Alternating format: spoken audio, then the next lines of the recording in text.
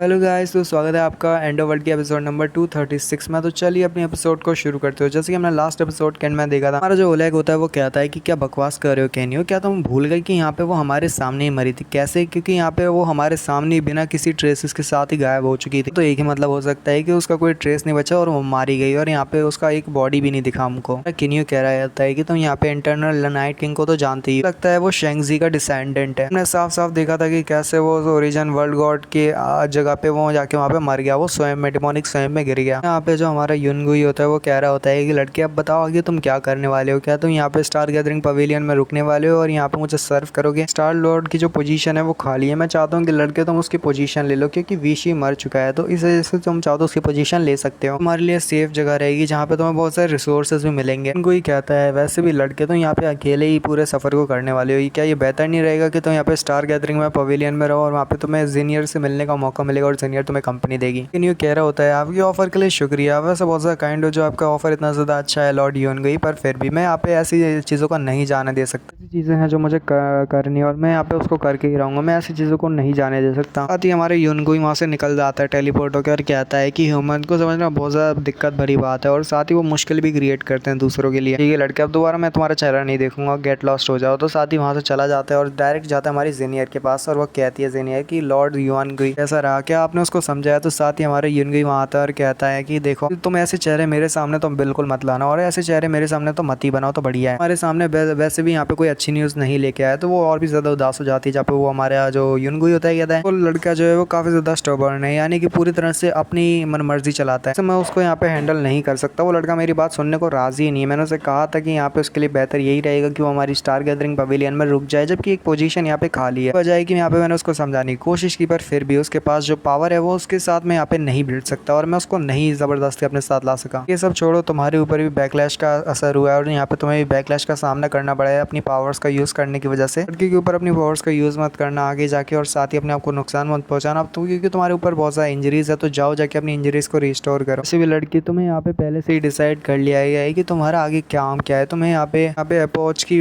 बेटी हो, जहाँ पे तुम्हें यहाँ पे डेस्टिनेट किया गया है कि पहले ही सारी चीज़ें लिख चुकी है कि यहाँ पे तुम ही होगी जो जाके वर्ल्ड के टॉप पे खड़ी होने वाली हो और उसके पीक पे जाने वाली है। एक छोटे से लड़के के लिए, यानी किनियो की बात कर रहा होता है कि छोटे से लड़के के लिए जो कि यहाँ पे बस ऐसे गुजरने वाला मुसाफिर है, इसलिए तुम इतना ज़्यादा क्यों सोच रही हो। तुम अपने फ्यूचर को बर्बाद कर दोगे सिर्फ और सिर्फ उसके लिए, उसकी परवाह करने की वजह से। कि सिर्फ अपने काम से ध्यान रखो, जहाँ पे तुम ये आगे जाके मतलब बहुत ज़्यादा पावरफुल बनने वाली हो और जहाँ पे तुम ये पूरे वर्ल्ड को ठीक से करोगी, तुम ही होगी जो कि पूरे जगह पे राज करने वाली हो। तो साथ ही तुम्हें यहाँ पे थोड़ा तो संभलना होगा, अपने आप को संभालो। साथ ही हमारी जो होती है ना जीनियर सोच रही होती है कि ब्रदर कैन, मैं वैसे तुम्हें तो अकेला नहीं छोड़ने दे सकता। वैसे भी जो विशी था, यानी कि विशी, शायद आपको विशी विश विश बहुत ज़्यादा नाम बार बार आ रहा है, मेरे ख्याल से वही इंसान है जहाँ पे फ्यूचर देख सकता है। तो साथ ही हमारी जो वो होती है ना लड़की, वो कह रही होती है लड़के तुमने यहाँ पे जो है डेजोलेट हेवन स्टेट को छोड़ दिया है, ये कि जो विशी है यानी कि वही बंदा शायद से कि जो फ्यूचर देख सकता है। तो साथ ही वो कहती है कि विशी ने तुम्हारी डेथ को देख लिया है, मतलब यही है कि हमारा केन्यू अगर इस जगह से बाहर जाएगा तो साथ ही वो मरने वाला है। और लड़की ने बहुत ज़्यादा रोकने की कोशिश की, यहाँ तक कि अपने सीनियर है उसने अपने स्टार लॉर्ड से भी कहा कि स्टार लॉर्ड जाए जाके केन्यू को रोके, पर केन्यू को वो रोकने में नाकाम रहे क्योंकि केन्यू के पास स्ट्रेंथ है अभी के लिए, तो यहाँ पे वो उसको नहीं सकते। तो केन्यू अभी अपनी मंजिल की तरफ आगे बढ़ रहा होता है, जहाँ ओलेग कह रहा होता है कि केन्यू तो मुझे वो यूज़ करना सिखा सकते हो, जो फ्लेम का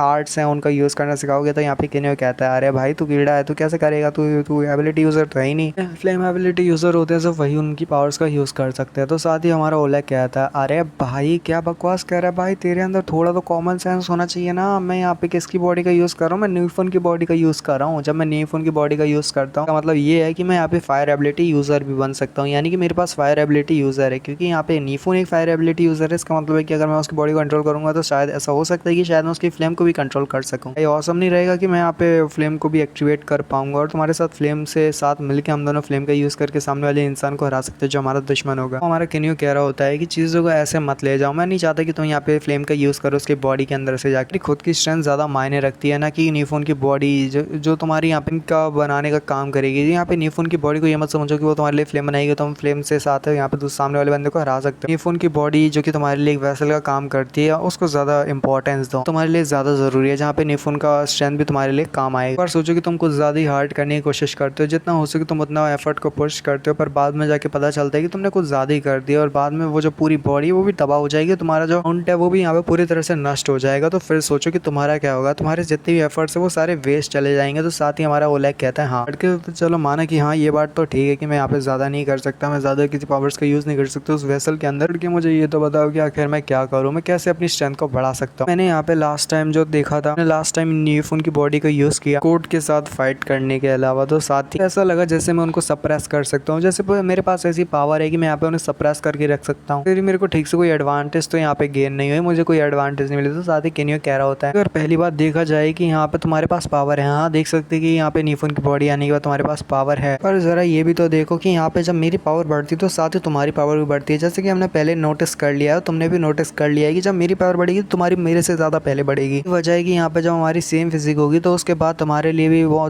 दूसरे सामने वाले कुत्तों को मारना इतना ज्यादा आसान हो जाएगा कि जैसे तुम एक छोटे से कुत्ते के ऊपर चप्पल फेंक के मार रहे हो तो डर के ही भाग जाए, यानी एक चप्पल में भाग जाए। तो यही वजह है कि तुम्हें अपनी पावर को बढ़ाने के लिए हम दोनों को ज्यादा पावर को इंक्रीज करना है। बाद जो है वो सभी लोग तुम्हारे सामने सप्रेस हो जाएंगे और सभी लोग तुम्हारे सामने घुटने टेक देंगे। तो साथ ही हमारा जो ओलेग होता है कहता है तुम इस बात को थोड़ा और ठीक से एक्सप्लेन कर सकते हो। तो साथ ही हमारा जो बंदा होता है यानी केनियो कहता है अगर तुम्हारा दूसरा देखा जाए कि तो वो दूसरी चीज क्या है कि दूसरी चीज तुम्हारे बारे में वो ये है कि तुम्हारे पास खुद की पावर है, डिवाइन एनर्जी है। नहीं तो उसको यहाँ पे कंप्रीहेंड करने की कोशिश करते हैं, अगर तुम उसको कंप्लीट करने की कोशिश करो तो शायद तुम्हारी पावर और बढ़ जाए। तो साथ ही ओलेग कहता है मेरे लिए ईजी रहेगा ये सब कहने के लिए, फिर भी इस सब में बहुत ज्यादा टाइम लगने वाला है। ये कहना तो बहुत ज्यादा आसान है पर इसको करना उतना ही ज्यादा मुश्किल है। ऐसा नहीं है कि मेरे को यहाँ पे तुम्हारी तरह अपॉर्चुनिटीज मिल जाएगी जहाँ पे मैं भी तुम्हारी तरह स्ट्रॉन्ग बन जाऊंगा जैसे तुम बन जाते हो, हमारी तरह इतना ज्यादा तो लकी हूँ नहीं। तो साथ ही हमारा केनियो और जो होता है ना ओलेग वो दोनों अंदर आते हैं जहाँ पे उसका जो माउंट होता है यानी एक माउंट वहाँ पे पड़ा हुआ होता है, जबकि केनियो कह रहा होता है अपने बीच से मुझे लगता है जैसे तुम यहाँ पे कुछ एक्सपीरियंस का पाना चाहते हो, ये कोई दिक्कत नहीं, जब तो चाहे तुम ये सब कर सकते हो। यहाँ पे दिखाते हैं हमारा जो वो बंदा होता है यानी कि वो क्या कहते हैं उसको ओलेग, हाँ ओलेग जो होता है ना उस बॉडी के ऊपर यानी अपने माउंट के ऊपर दोबारा से कंट्रोल करता है, आगे बढ़ता है, उसको अपने स्पीयर से उसके टकले पे मारता है और कहता है कि तैयार हो जाओ। तो साथ ही हमारा जो ओलेग होता है गुस्सा होते हुए कहता है कि क्या है ये, अभी प्रैक्टिस करने वाले थे तो ऐसे तो मत पीटो। साथ ही दिखाते हैं हमारा जो वो होता है ना ओलेग साथ ही यहाँ पे उसके जिन के ऊपर हमला करता है, तो